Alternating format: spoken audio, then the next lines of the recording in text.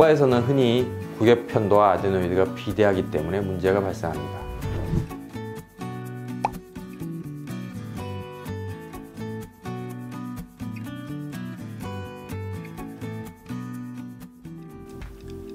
소아에서 편도 수술이라 함은 일반적으로 편도와 아데노이드 절제 수술을 말합니다.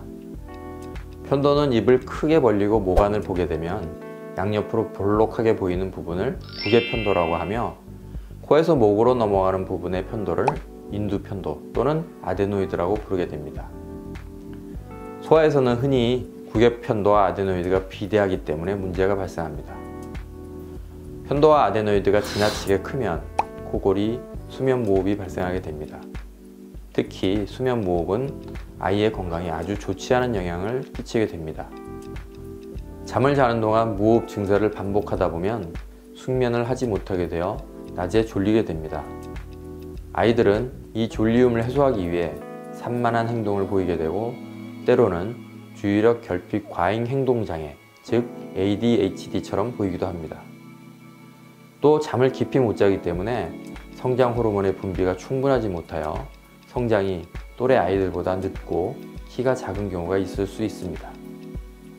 이뿐만 아니라 잦은 코감기, 중이염, 축농증의 원인이 될 수도 있습니다. 코로 숨쉬기가 불편해 입으로 숨을 쉬다 보면 부종교합의 원인이 되고 얼굴이 길어지는 아데노이드형 얼굴이 나타나기도 합니다.